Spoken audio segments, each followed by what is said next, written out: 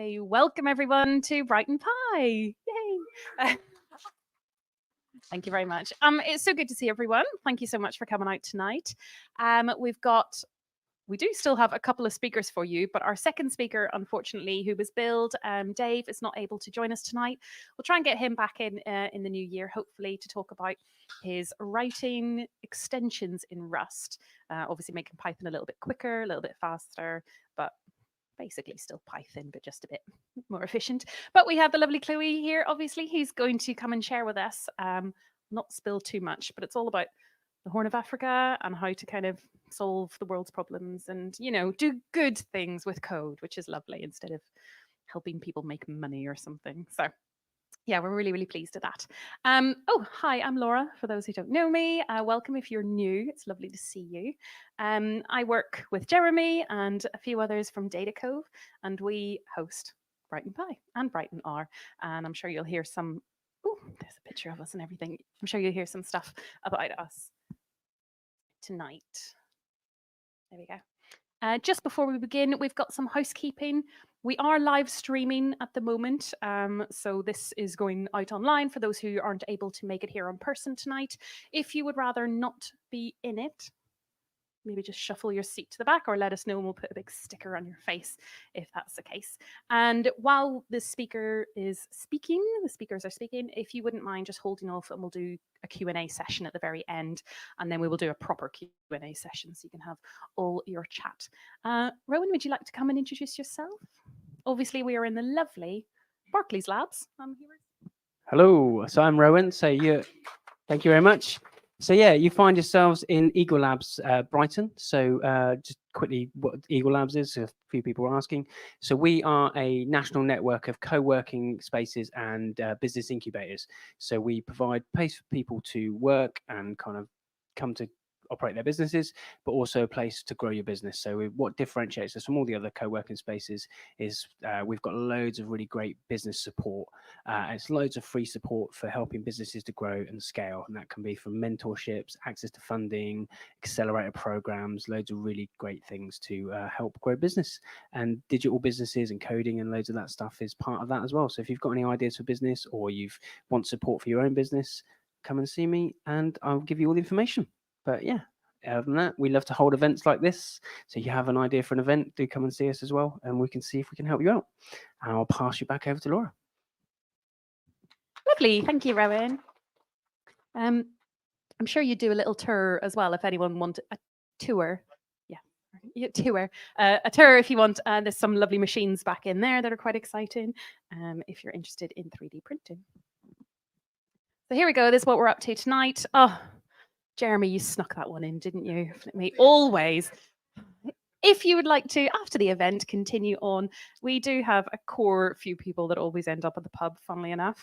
So yes, you're very, very welcome. So Datacove, who are we and why are we here? We are a data and analytics company, and we help customers kind of on these main 3 areas. So I'm going to start from this side, actually. We do a lot of marketing analysis. So we help people unlock who their, which campaign is basically making money. Yeah, so which campaign is working? How can your campaigns become better? Which ones are saturated and all this nonsense? So econometric models and things like that. We also do a lot of customer analytics. So who's your most valuable customer? You know, so let's do some segmentation models to help with the marketing or just kind of discover what information you've got. And we also just, of course, help people make things quicker, faster, easier. So we do a lot of process automation as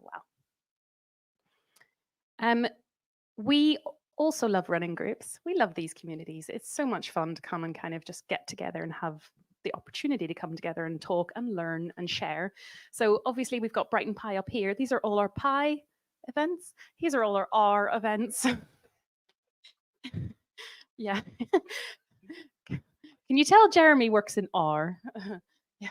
So we do run a lot of R events. Kind of that was what started. I think it was London R that kind of was the very first one, and then it kind of went Brighton R and Bristol R and Manchester R and all the rest. And I was like, what about me? So I was like, let's make a Brighton one. So we've got a Brighton Pie just for us, which is lovely. So yeah, we do a lot of events like this.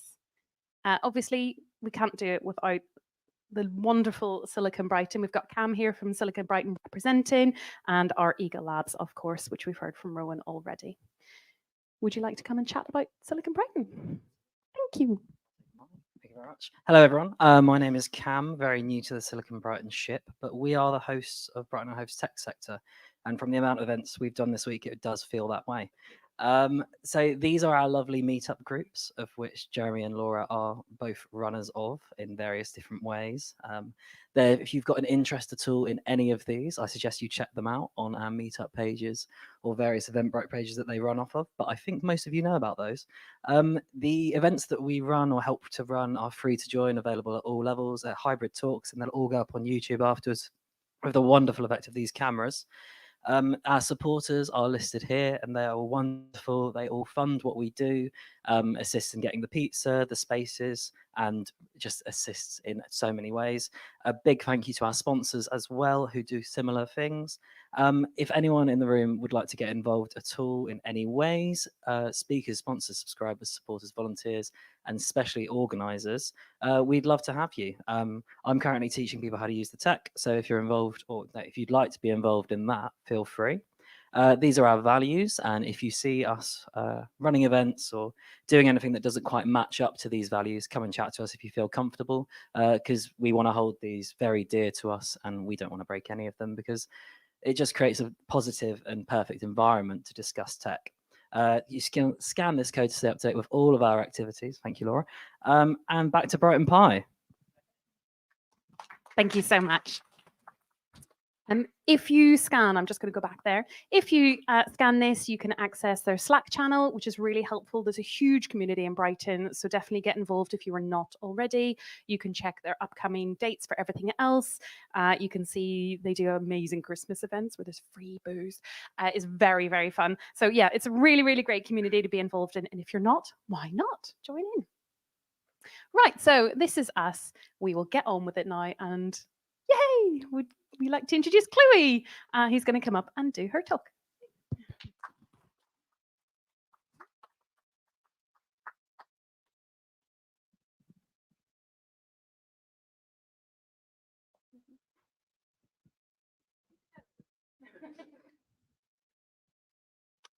Is there anything I can do to wake them up?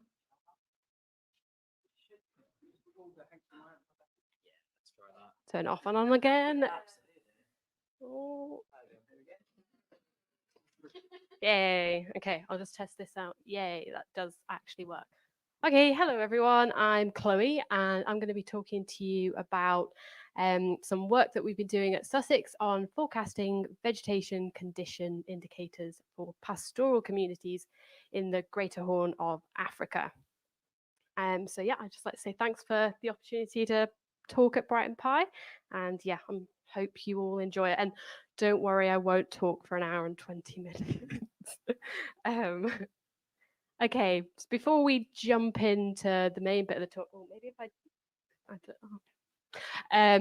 thought I'd give a bit of background on what I've been up to get to where I am today. So I started off with an undergraduate degree in physics, and then moved on to a PhD in physics, exploring sensitivity of upcoming experiments to gravitational waves from the early universe, where I kind of did a lot of work in Python and picked up some data analysis skills. And then I moved on to do a research fellow position in Discus, which some of you may have heard of from the University of Sussex, where we kind of looked at lots of different data science projects, trying to take an interdisciplinary approach to kind of connect different departments at the uni, which is through that position, I kind of connected with the people on the Passage research project, and that led to my current position as a research fellow in Earth observation. So I'll give you a bit of background on what this Passage research project is about. So Passage is aiming to enhance operational anticipatory action systems by producing actionable forecasts and also developing inclusive risk communication. And we're particularly focusing on the Greater Horn of Africa region and looking at developing early warning systems for droughts, which are a hazard that particularly affects the pastoralist communities in those areas, because they rely on kind of their animals grazing on the open pasture lands that they have. And it's a Clare funded project, which is kind of is government funded. But we also work with lots of different project partners and stakeholders who are kind of already embedded in the early warning system within the area. So hopefully we can, really transform this research into action. And my particular work focuses on looking at developing these actionable forecasts, which is what I'm going to talk about today. And this is just a pic of the project team at the annual meeting that we just had. So Sussex has been involved in developing drought early warning systems for a while now, in particular through this pipeline called AstroCast, which looked at applying astronomy data analysis tools to disaster, early action, early warning systems, trying to use satellite imagery and machine learning techniques to generate forecasts that would be useful to people on the ground. And that has formatted weird. But this is a big long list of all the people that have contributed to the AstroCast project over the several years of which it's been developed. So what is AstroCast?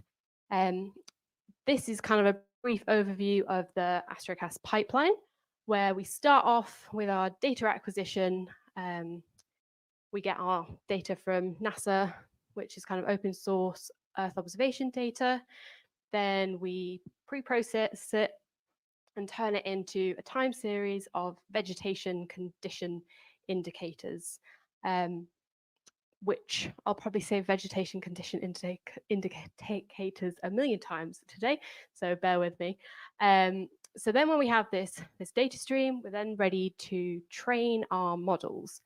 And we do this by generating forecasts kind of like throughout, using all the historical data available to build up an understanding of our model's skill. And like with particularly like one of the data sets, we have like data from like 2000 onwards. So there's a rich source of data to learn from.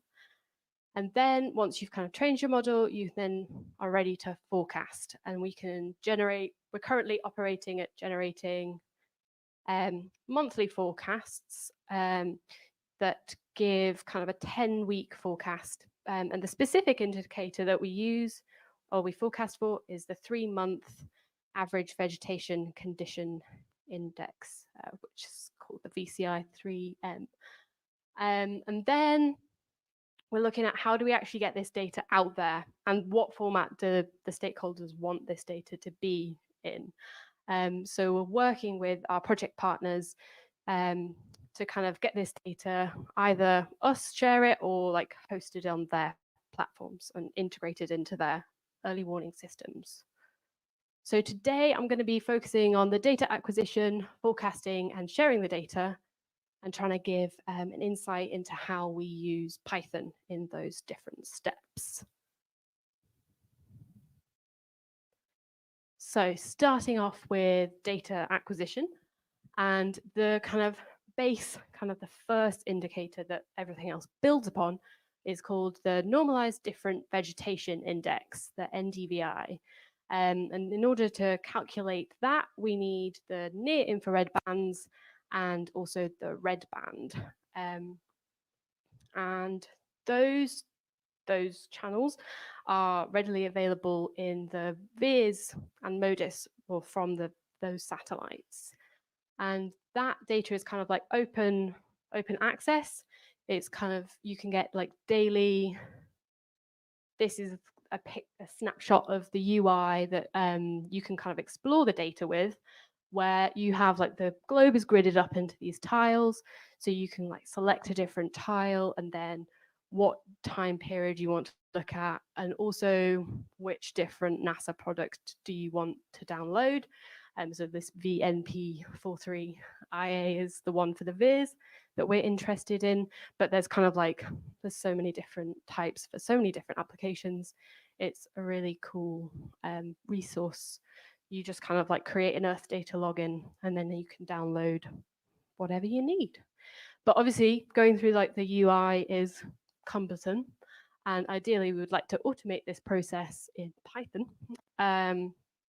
So what I've got here, is a little snippet of how we use this PyModis tool module to kind of bulk download the data.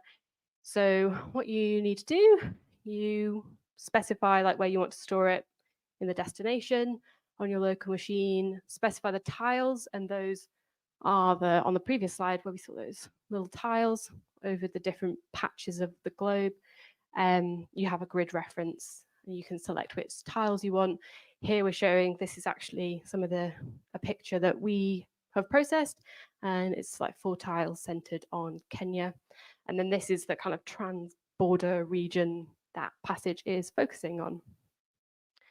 And then you just put in your Earth data login details and your start and end date, and then just say download all days, and it does it for you, which is lovely. It is quite a lot of data, so you maybe want to do that on some remote server. But yeah, that's good. And then we go on to pre-processing. And I haven't got a code snippet for that because it's kind of a bit long and not very fun. But the aim here is to take, so like the raw downloaded satellite images that we have, extract out those bands, the red and the near infrared, to calculate our NDVI, which we aggregate to a weekly cadence, and also spatially aggregate it to a kind of sub-county level. So this is one of the sub-counties that we're interested in. And then working with the stakeholders, they don't necessarily use the NDVI in their kind of early warning systems. They use this anomaly parameter, which is called the VCI. And you can think of the VCI as if you're taking into account a pixel and you have its like NDVI level, you want to know, is this kind of like standard for this time of year? So it compares it with the kind of historical all-time minimum value and also the max value to give you kind of like a percentage of like where it falls relative to like normal conditions. And then they have different kind of thresholds within this VCI parameter that can then trigger actions to try and counteract this onset of drought. And yeah, some of the modules that we use in that are GDEL, GeoPandas, raster.io, and H5i. Yeah. Okay, so now we have nice time series data for our, say, a specific sub-county. We now then want to try and do some forecasting. And the current method that we use in the AstroCast pipeline is Gaussian process regression. And this is a non-parametric Bayesian model that is useful for time series forecasting tasks, such as the one that we have. And the key components of the Gaussian process are the mean function and also the covariance function, which often gets called the kernel. And the kernel is kind of really where the learning goes on, as it encodes how different points in the time series are kind of related to each other. How much do they influence them? So is a point from 6 months ago going to impact the VCI level next month? And because the Gaussian process is kind of like built within the Bayesian framework, it means that the output you get is kind of a distribution of possible values. So the value we pass as like the forecasted value is like the mean value But then alongside that, you also get an uncertainty estimate, just kind of for free. And as you can see here, if this data is kind of like sparsely populated, the model is kind of more uncertain about its forecasts or its predictions, whereas when you have like a collection of lots of data, the model is more certain about what it's guessing, I guess. So now I've got a little snippet of some of the kind of key steps from coding up the Gaussian process regression. We start off by defining the kernel. So this is, what just describes how different points influence each other. And the two key input parameters here are the length scale and the variance, where the length scale kind of controls the memory of the model. So how long are correlations based on? And then the variance controls the kind of like the amplitude of variation in the function. So then once you've got your kernel, you can define your model where you pass your observed data, which in our case, the kind of X is the date, and then the Y is this like historical VCI that we've observed. And then you do your training step, which was kind of lengthy, so I just left it out. But the idea is that you go through several steps and try different combinations of length, scale, and variance and see which one best describes your data. So then once you've got your trained model, you're then ready to generate forecasts. So to generate a forecast, you just pass the dates that you would like to forecast, and then it will return the mean of the function, which you can use as your central forecast, and then also the covariance, so the uncertainty on those forecasts. And we use Pyro as the kind of the main thing where we build the models in, but you can also, there's things in scikit-learn that also do Gaussian processes. Yeah. So until recently, how we were sharing the data was in kind of these PDF reports, and they try to encapsulate for a specific sub-county. You have the historical VCI values, and then you have the forecasted values, along with a kind of uncertainty spread, where you can see the different color-coded regions correspond to these different thresholds of kind of level of drought. And if there's kind of like VCI 3 months below 35, that's when they kind of trigger a drought. So the idea in this is we give kind of a trend point, like looking, I think that's like 4 weeks ahead on the left. And there's also in this table here, you have the different likelihoods that the VCR will be in the different categories going forward with forecasts. But having a kind of like a directory filled with PDFs isn't a very nice way to explore the situation in different counties or different time periods. So at the moment, we've been working on putting together a Streamlit web app as a kind of initial way that we can share this data with the stakeholders. They can kind of interact with it themselves, and they can also download some of the data, like the raw like CSV files of processed NDVI, VCI, which we hope will be able to, trigger conversations about what data do they actually need? Is this a useful way to present it? How do they interpret the uncertainty bands? So yeah, if you want to have a look at the app, hopefully this should work. Yeah, I forgot to test it, which always test your QR codes, which is good.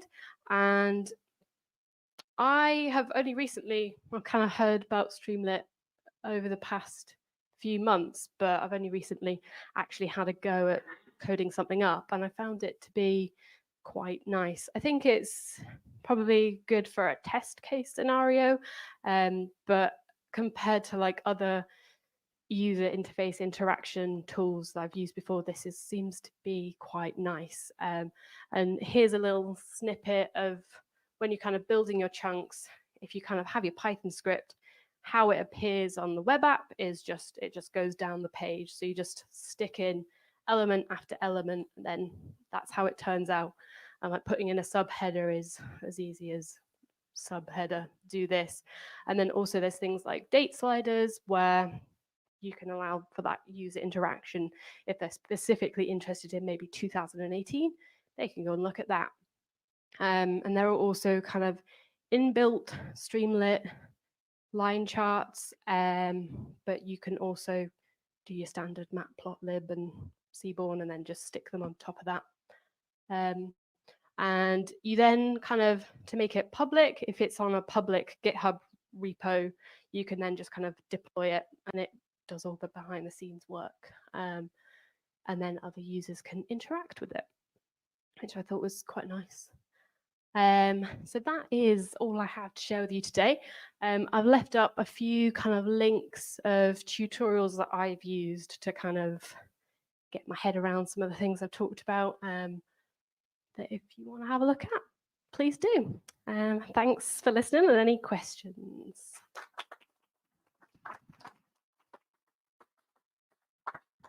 Thank you so much, Chloe. That was incredible, isn't it? That first of all, you're getting your data from NASA. How cool is that? But yeah, that's absolutely wonderful. I will share these slides. Is that okay? So then you can link on these if that was one of your questions. However, questions, lovely, for Chloe, yeah?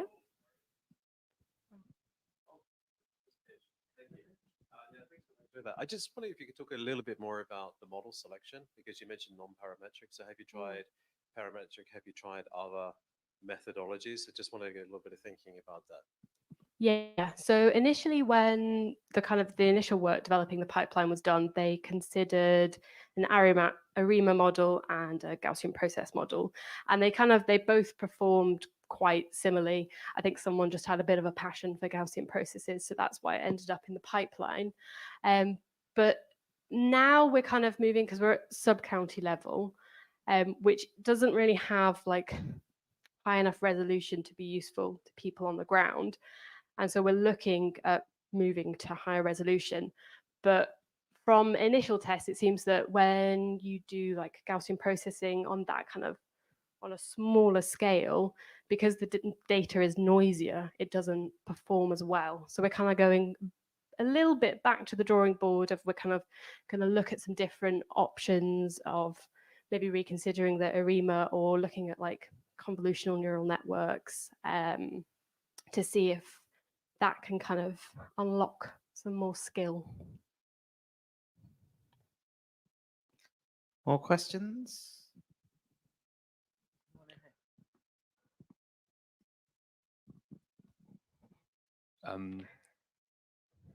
Do you run this on, also really cool talk, and I did notice that you'd like, if you share the PowerPoint, there's like a box blocking the password and the username, so we have to like not.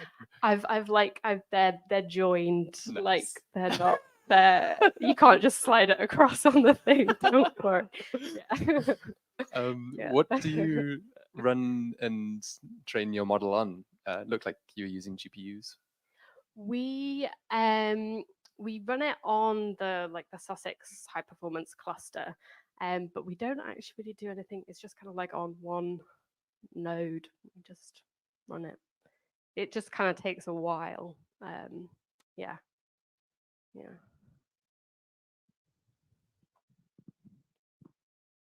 Any more questions? Oh, Nigel.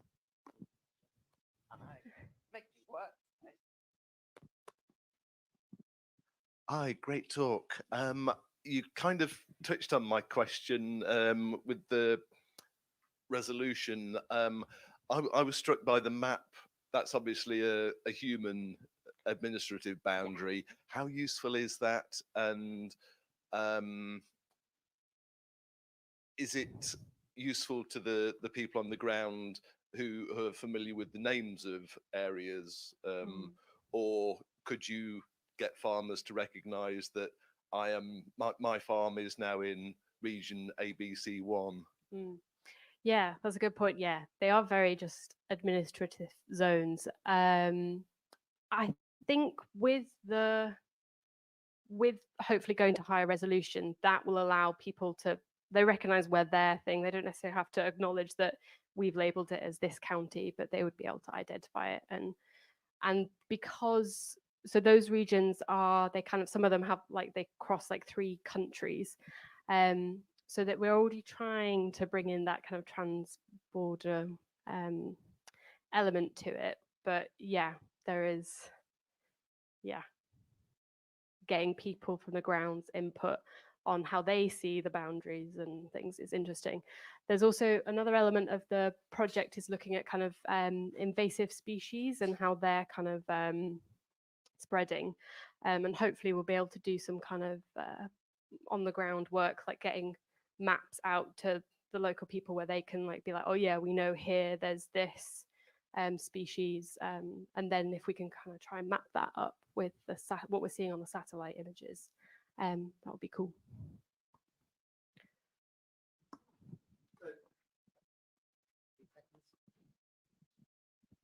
Thanks. So how many years of data do you have, and is it getting noticeably better, your performance each year? We have about, for the MODIS data set, it's from like 2001, I think, to present, but for VIS, it's like 2012 onwards, and it's at like daily cadence. So there is a lot, but I think one of the things is that with Gaussian processes, at least, we have, it kind of, it's not actually that like long a time scale that like influences. It's maybe like on the like 3 to 6 months, what we're seeing like the historical data influencing the future observations. So we haven't really seen, I guess, because when we started, it was maybe a few years ago, as a proportion, that like the new data, it isn't that much of a jump. So yeah, at the moment we haven't seen a big uptick.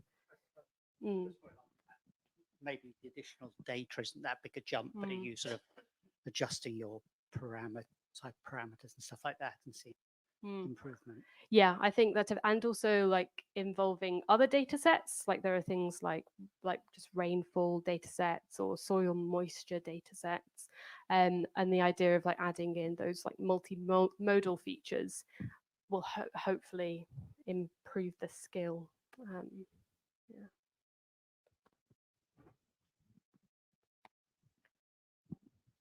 Yeah. Yeah, great talk. I'm not got a major coding background, so just I was interested in kind of what kind of behaviors that was being influenced from the data, and was there any way of sharing that kind of those kind of best practices or anything from those kind of information that was being kind of translated on the ground, as in the behaviors from the farmers or the people that were using the data to then and then even pass that information on?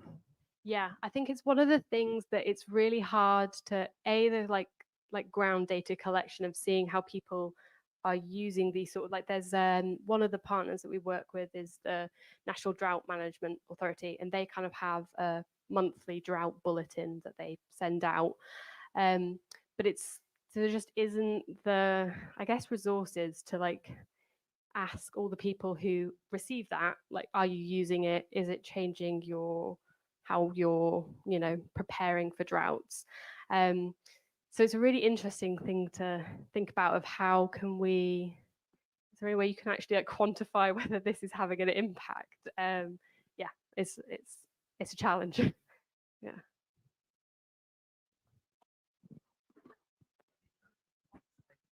Run. So I guess from your Streamlit thing, that's a consideration there then for the closing of the feedback loop of the messaging back from the end users. Yeah, and I think the Streamlit app it will probably only ever reach kind of like county level decision makers. Like it probably wouldn't, I guess because kind of like phone penetration high in Kenya. It's improving. It's like it's getting high, but I think like in these pastoralist communities, I think it's like some of them have like phones and there's some like use of like WhatsApp and stuff, but like just kind of activity coverage is maybe not I mean, good there's enough. some sort of Yeah. solar power containers with internet connections Yeah. to get veterinary services and Yeah. things like that going on as well, isn't there? So Yeah, I I think tied in it's with those evolving, sort of- isn't it? Yeah, I think one thing they like radio is really popular. So whether you can kind of translate this information into kind of a radio show is a like the potential. shipping forecast. Yeah, yeah, yeah. Any more? Oh, yes. Teletext. Somebody sent me a reminder of teletext recently. Any questions online, Cam?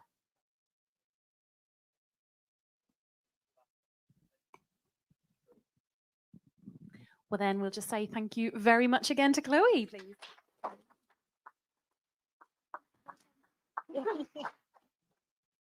Fabulous. Oh, which one should I talk out of?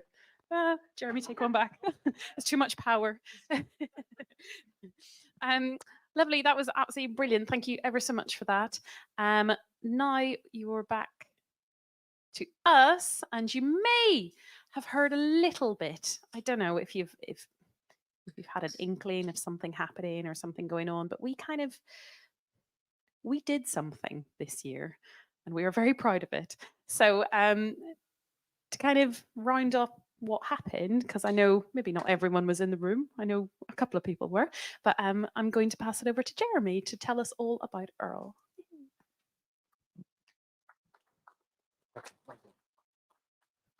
Should we try and stand on this side so that hopefully you can see the beautiful pictures that come on the screen. I'm not meant to be giving this talk today. I'm meant to be in Newcastle giving a talk about a shiny app that we built for the government, but Train Lines had very different ideas for me. And they brought me back here to talk to you about EARL. Oh, what's Cameron doing? There we go. Cool. Are we good? Can we can. Cool. Aye. Well, everybody online's had a sneak preview of the next slide. We are really proud of EARL. For those of you that don't know what EARL is, it stands for the Enterprise Applications of the R and now Python. I was going to, Jesus Christ. And now Python language. We brought Python into it this year. EARL was an existing conference that took place for 10 years up in London, run by previous company Mango Solutions and Ascent. They passed it on to us this year, and we thought we had to give it the Datacove and Silicon Brighton touch. We can't hold it in London anymore. This might be an inkling as to where we did hold it over here, a wonderful historic hotel on the seafront, which definitely gave people the glamour when they came into the building. Lots of comments on how good the hotel, the venue, particularly the food was. We've been to other hotels here and the food wasn't very good. There was a conference next door. I was like, their food's not very good. Your food's really good. So everybody loved it at the Grand, which was great.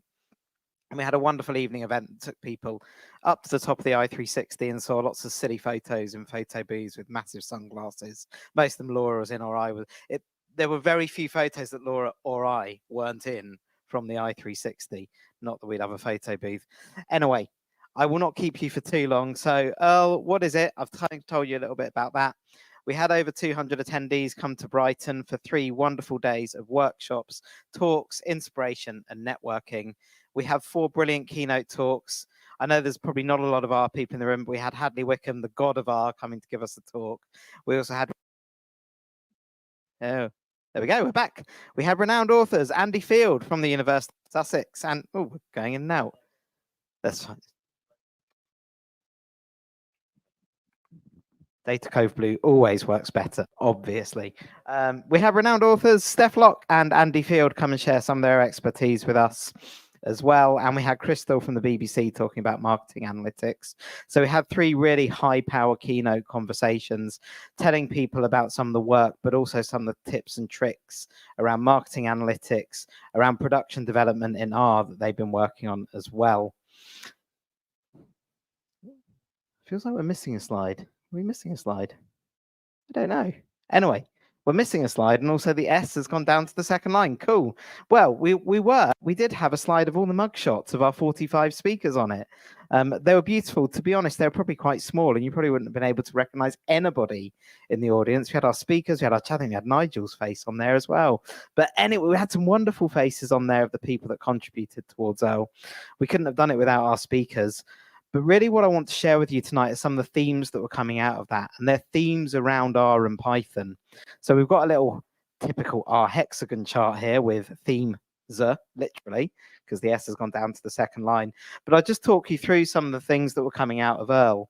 And really, if you want to conduct strong data analysis, what we were hearing from a lot of people, and this was not industry specific, this was just a general theme, you really need to start with strong management. Now, this particularly came from the top at Microsoft when Steph was talking in her workshop, but also in her keynote, that the right operations around Azure are essential to being able to use that system correctly. Dare I say, it came out in my talk as well, having worked with government data. There's a lot of information out there, and being able to dissect and control information, particularly when it comes to the public sector, is hard. And it needs somebody to take a strong hold of it from the top and help you understand and manage the information that you're using. We also kind of found out that measurement's hard. Now, this again isn't industry specific. We heard that measurement was hard from a lot of people in marketing. How do we measure the impact of advertising? And that came out a couple of times. But also, right at the other end of the scale, from companies like the Dogs Trust, how do we know how many dogs there are in the UK? This is really difficult to measure. How can we measure fish performance in the sea, or the number of fish that are swimming around in the sea? How can we measure pretty much anything? Came out of all of these talks that we heard. Geospatial analytics is quite powerful within R, and there are some tools that make it easier and more powerful to conduct. But it is also really hard, and if you don't get your tool, or if you don't use your tools correctly, you could map things in the wrong way. So really, when you're conducting geospatial analytics, you need a specialist to be able to help you, or these tools to be able to enable you to map things correctly. Sometimes maps can be squeezed, and you can really underestimate the size of a population or the size of an area that you're looking at. The good news for everybody in the room, we had a little panel on AI, but it wasn't just the panel. It were the themes coming out of it were AI is great, AI is brilliant, AI is doing such great things for the data community, for the world, for everybody, but it's not going to take over our jobs yet. AI needs to become more sophisticated to be able to start even think about taking over some of our jobs. Perhaps even with some things, the AI thing might become a fad. And we might all be laughing about this in a few years' time. We don't know. But from specialists within the industry, we heard AI is not sophisticated enough to place a lot of the things that particularly us coders and us humans do. There are some emerging technologies coming up. So we've got Amazon Bedrock. We heard a lot about speech recognition in OpenAI Whisper as well. Again, that's probably not the most sophisticated that it can be yet, but it's a really good tool if you're trying to understand speech data, text data, and things that are similar to that. I'm going to focus on the next one because this is a really Python-themed one. We had a brilliant workshop on Shiny for Python. So how many people here have come across Shiny before? Quick show of hands. Shiny has been in the R world since 2012. So it's got about 12 years of history and a massive community within the R environment and the R community as well. Shiny has recently moved into Python as well. So for those of you that don't know what Shiny is a front-end framework to showcase your R code. So you can build applications with R at the back of that application. So that could be a dashboard, it could be something that people interact with to do a booking. Any kind of web application that you want your users to interact with can be built in R with Shiny as the front end. Within the past couple of years, Python, or Shiny, has now been developed within Python.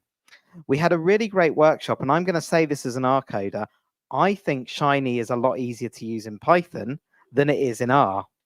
There you go. Big clap from the Python audience. Oh, damn, that was on video as well. Can we just scrub that bit out at the end? But what we saw was that they've developed a framework called Shiny Express. Now, we don't have this in R, but Shiny Express, for those of you that have coded in R before and you've used things like dplyr and the tidyverse, it's a really elegant way of coding in R. And I kind of feel like Shiny Express is is that kind of thing in Python. It makes developing and building Shiny apps really easy. There's the good news. Sadly, the bad news is that R's got a 12-year history with Shiny. Python's only got 1 or 2 years of history. And there's not a massive community out there that are developing packages to help you build Shiny apps. In R, we've got a collection of packages. We've got JavaScript libraries that allow you to put JavaScript charts and show and hide things really easily. In Python, it's not that well developed yet.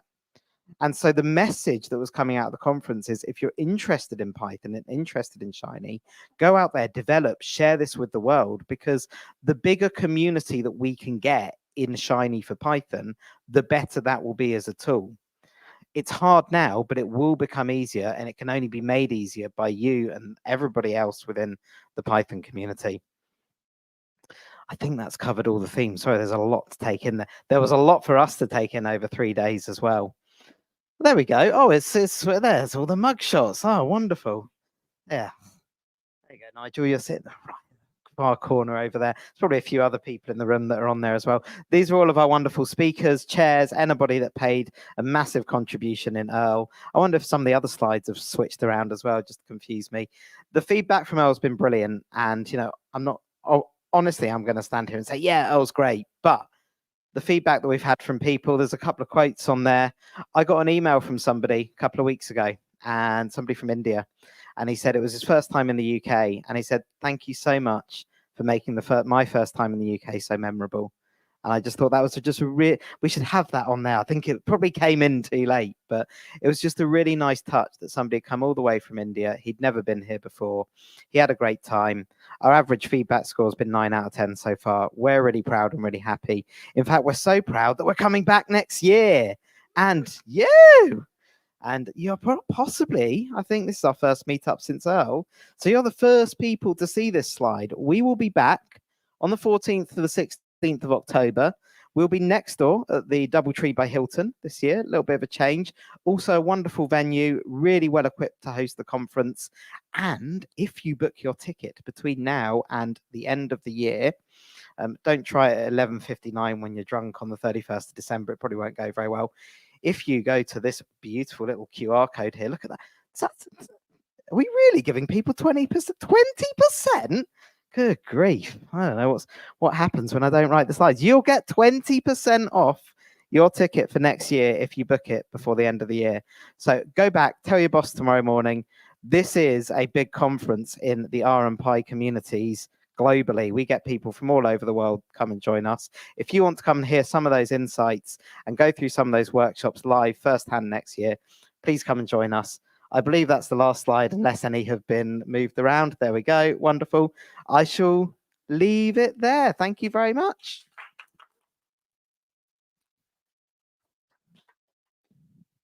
Well, thank you very much. I would even go further to say, if you would like to be in the room giving a talk, abstracts will open before the end of the year, so that'll be exciting. And if you pay to get your 20% off and then you get chosen, we'll give you your money back. So there's a guarantee there. It would be lovely to have some of our Python community presenting and showcasing the awesome stuff that we do. Okay, well, that's us kind of done for the main things. Just run a little bit kind of a few of the other things that we do as a company. We also do a lot of training courses. So if you did want to get into this R code that Jeremy's always banging on about, we do run some training courses, especially if you want to get into some Shiny stuff. We're developing a Shiny for Python course as well at the moment. So if that's something you're interested in, I'm sure we can get that up and running quite soon. But yeah, there's lots of other stuff that we do.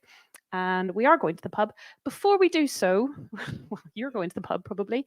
We do have time. This is kind of a bit off base. And this, I don't know. I'm just thinking. I'm thinking off the cuff. Shall we make it an internal Q&A for the future of the group? I don't think the internet need to be here for this. Sorry, internet. Okay, internet, thank you so much for joining us. Bye-bye. Bye. Is there...